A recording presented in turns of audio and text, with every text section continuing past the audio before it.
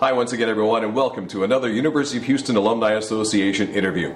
I'm Tom Franklin, and my guest today is very familiar to many of you out there. She's Katina Jackson, the Associate Athletic Director in charge of Major Gifts. Katina, thanks for joining me. Glad to be here. Tell me a little bit about Katina Jackson for people who don't know. Give me a little bit about your background and how you got to become a University of Houston Cougar as a student. I grew up in Houston, did most of my undergraduate work at Vanderbilt, where I met my husband. He was a couple years ahead of me, so we actually got married before I finished. I did some work at the University of Louisville, but ended up having our first child while he was in medical school in Louisville, and then had next three while we were in Dallas during residency. So moved back to Houston, and that's when I came to the University of Houston to finish up. So you finished up doing what? Art history, which is what I started at Vanderbilt. Very useful.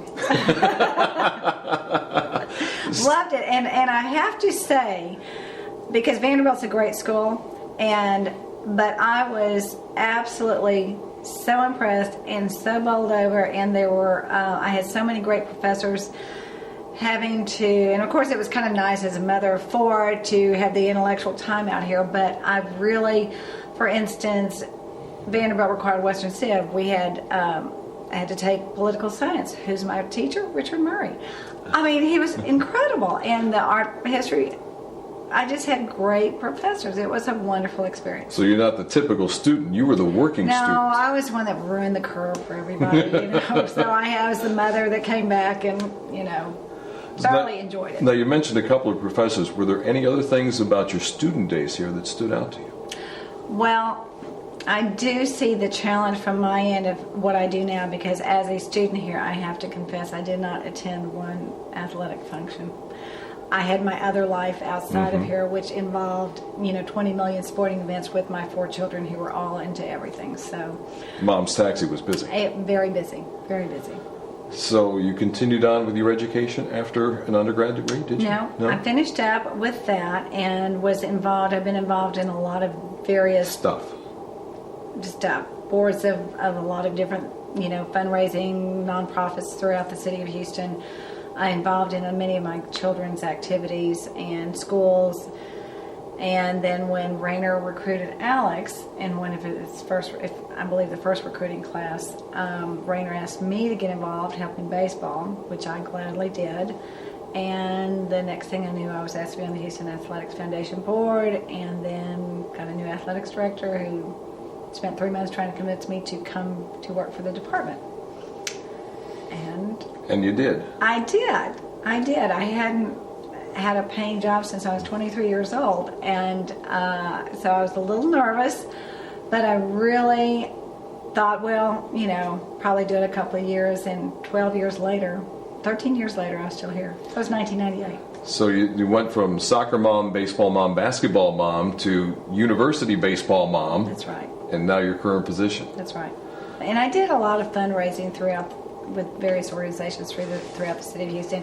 My husband said, you know what better perfect fit? You've been fundraising for years for other people, and you love sports. So it's a natural. So tell me about some of the people that you've met along the way. What are the interesting characters that you've met?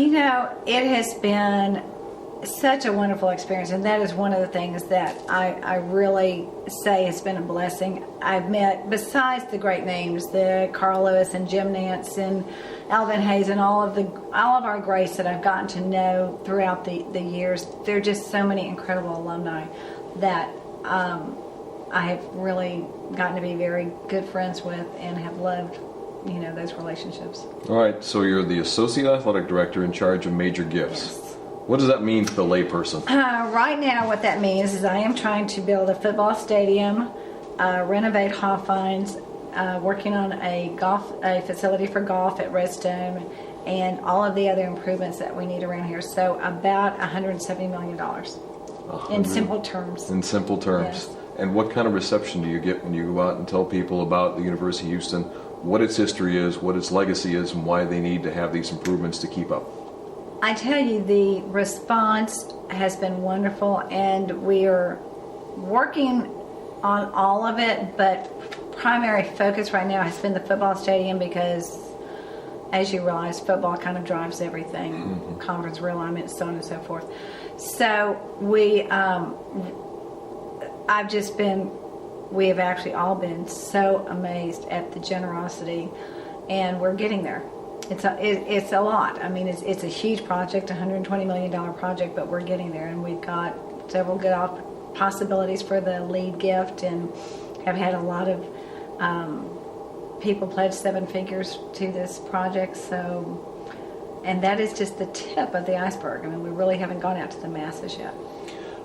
Before I get to that, how much did Case Keenum's injury last year hurt your drive to get this done? Because it was tons of free publicity getting the University of Houston's name out there all summer long in the build-up and a Heisman candidate, and you start out the season, and when he got hurt, there went the publicity for you. It didn't hurt. I have to say, the people that I have gone to, their pledges because this is what we need to do. They want to get us to Tier 1 status. They want a Tier 1 athletics program.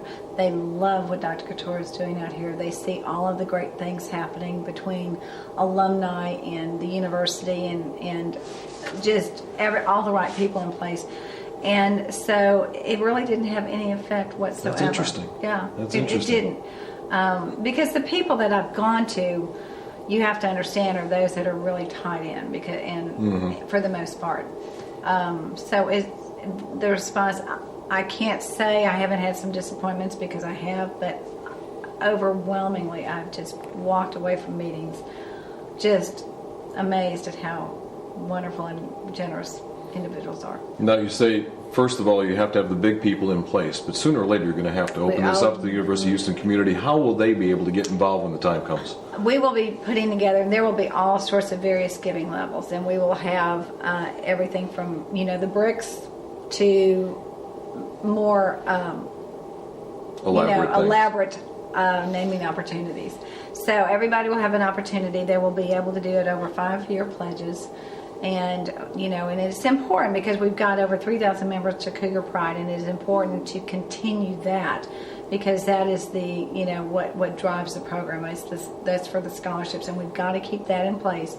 And this would have to be on top of that, because the Capital Project really can't destroy the great base that we built there. So, are you as surprised as I am to see how this university has changed over the years from when we first came here to what it is now? It is like night and day. It has come so far since 1998, and actually my involvement began in 96 with Alex, and the couple of years that I was just helping baseball and on the Houston Athletics Foundation board. But it's been, and I have to honestly say, the most dramatic changes have occurred under Dr. Couture's watch. She is phenomenal. And it's a big thing for an athletic department to have a head who knows how intercollegiate athletics can interact with the entire university community. And she is so supportive. I mean, if she can't, she's so busy, and will call and say, I feel terrible, but I'm trying to figure out how to get to this away football game, and I've got to be at this board meeting and this and that, and the flight won't get me there in time. And she's, it's just amazing how incredibly supportive she is of athletics, and she gets it. She understands what athletics can do for a university, and it can be, you look at some of the teams that happen to be in this year's Final Four, what it's done for Butler, VCU, you go back to George Mason. You can't buy that kind of publicity. Absolutely not. And we've got a great leader, and Tier 1 is an important focus for us all. It requires participation by everybody, doesn't it? It does. And I know that one of the great things and it has been a huge jump, but alumni participation, so important. I mean, it's getting there. It's getting there, and it's come a long way, but that's key, giving back to the alumni. Start out small. That's right. By doing it with the Alumni Association. Become a member. Help us get to the level that we need to. That's one of the consistencies we need to hit for becoming a Tier 1 university. When you do, sign up for the University of Houston Alumni Association. We've got some great benefits for you. All our information is available online at our website, www.houstonalumni.com. You can register there, find out about all the benefits, the various membership plans, new graduates, long-term graduates. We want you all to be part of it. And if you've been a member for a long time, maybe it's time for you to upgrade to a life member status. You can do that all online at www.houstonalumni.com.